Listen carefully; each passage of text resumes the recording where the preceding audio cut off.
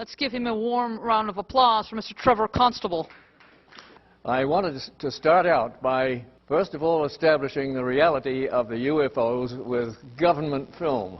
I didn't want to give you anything that was not officially sanctioned. And 1996, on Space Shuttle mission number STS-75, tether incident. NASA launched a possible breakthrough energy technology experiment. They launched a 12-mile-long electrical conductor cable called an electrodynamic tether, designed to collect high-energy electrons in the Earth's ionosphere and magnetic fields. The motion of the conductor tether across the Earth's magnetic fields induces a voltage along the 12-mile length of the tether. Utilizing estimates in the charge densities of the Earth's magnetic fields and the ionosphere, the voltage produced is expected to be up to several hundred volts per kilometer. If successful, the experiment could produce a lot of electrical power.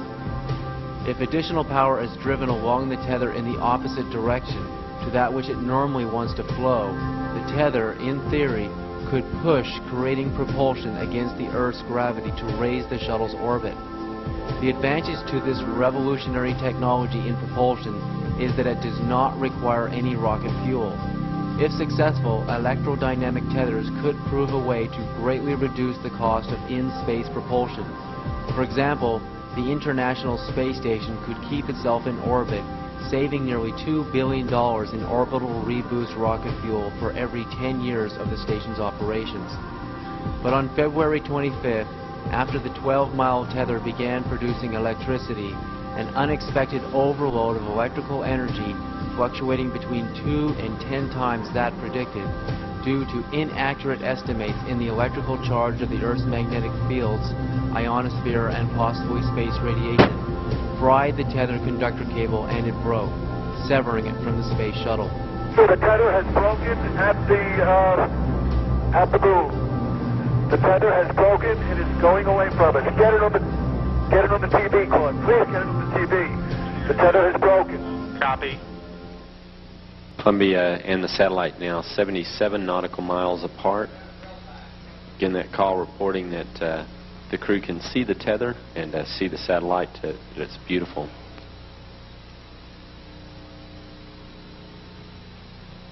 Look at all that stuff around there. You've probably got 30 UFOs. 300 miles above the Earth.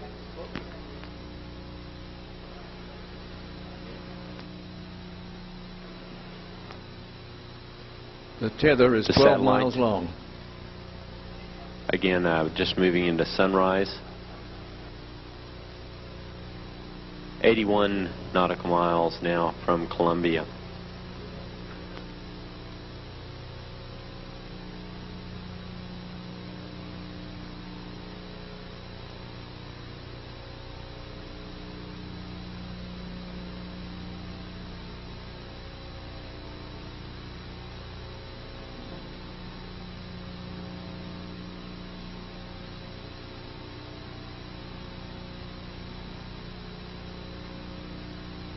This is recorded on ultraviolet tape, not visible tape.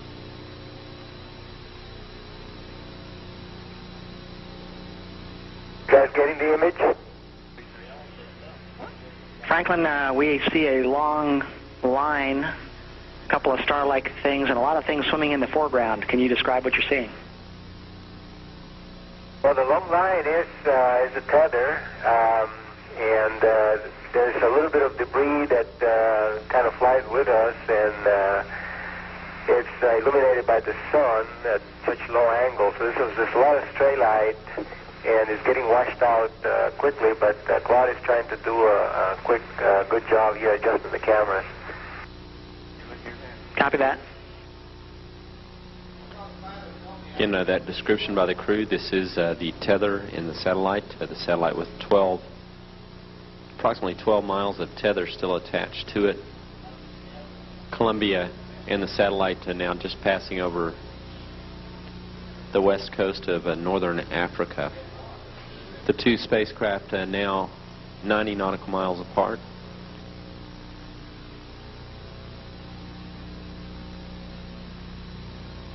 Controllers for the satellite did have communications with it during the close pass between Columbia and the satellite.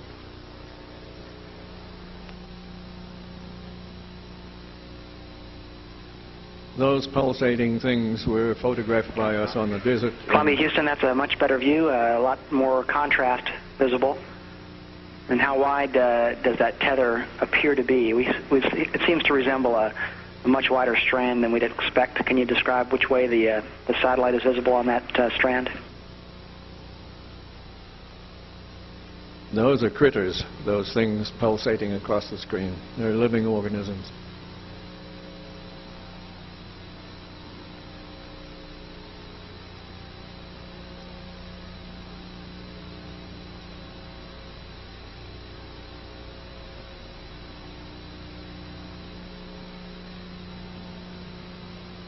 .300 miles above the Earth.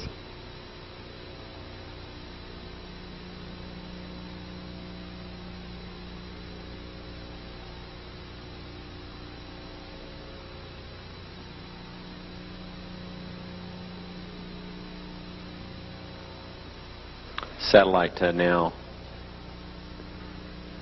100 nautical miles. Charlie, completely unzoomed, and you see the full extent of the tether. I try to adjust the focus, but I can't get better than that. Okay, Claude. Thank you. I'm going to zoom in now. That is a pretty good indication of what the government knows about UFOs. Now, my involvement with UFOs goes back about 50 years, in fact, 52 years, in fact. And I was like most people are today, most of the what I call the great unwashed, that I, said, oh, well, no, it's all bunkum, it's all rubbish, it's something that's come out of Hollywood or something like that. It's not a legitimate or an authentic thing. And I studied the books that were current at that time, in the early 1950s. Donald Kehoe's books were very current then. And I noticed one particular thing about the numerous sightings that he verified and explored in his presentation, and that was that numerous instances were cited of objects that simply disappeared while the pilots had them under observation. That now you have a UFO here, and all of a sudden it disappears. It just dissolves, disappears. Similarly, and conversely, there are numerous accounts in those early books of sightings of objects that simply appear from out of nowhere and are reported by responsible and capable pilots. So here you have materialization and dematerialization. And nobody wanted to touch that. Nobody wanted to touch that. Nobody wanted any part of it. They said it was, just a misobservation. That was the normal way that those things were dealt with. But I concentrated my attention on these particular types of sightings, where objects appeared from out of nowhere and disappeared into nowhere. And I raised the question repeatedly, where have they gone? They have disappeared, they've gone. Was this just a figment of my imagination or of the observer's observation?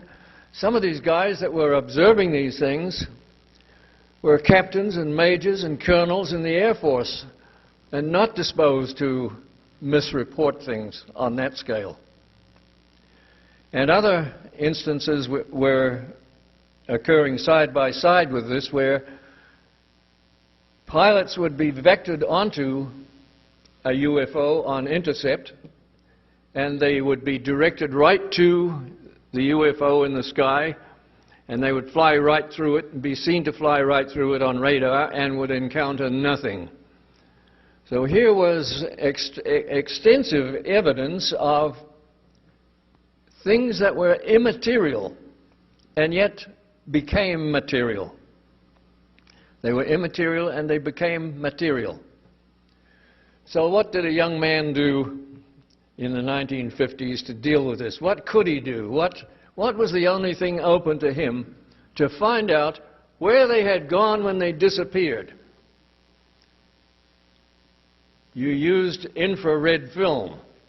Now, infrared film responds to segments of the spectrum that your eye will not react to. In other words, this room could be flooded with the infrared light and you would not see anything.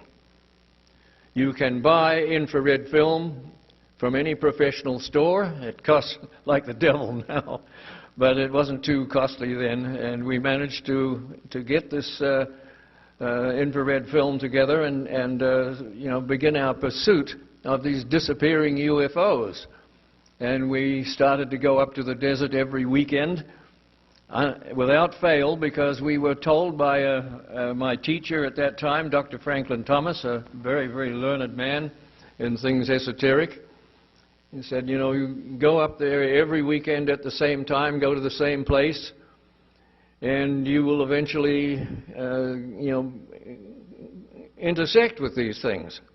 Well, we went up week after week after week and didn't really get anything until August, the weekend of August the 25th, 1957, when I became aware of something above me. I could not see anything up above me, could not see anything directly, but I could see a pulsation in the sky above me, and I simply exposed my camera set on infinity to this, and more or less traced this object as it went over towards the east. And I got a set of classic pictures of a UFO in action, and it didn't look in the least bit like a flying ship. It was alive.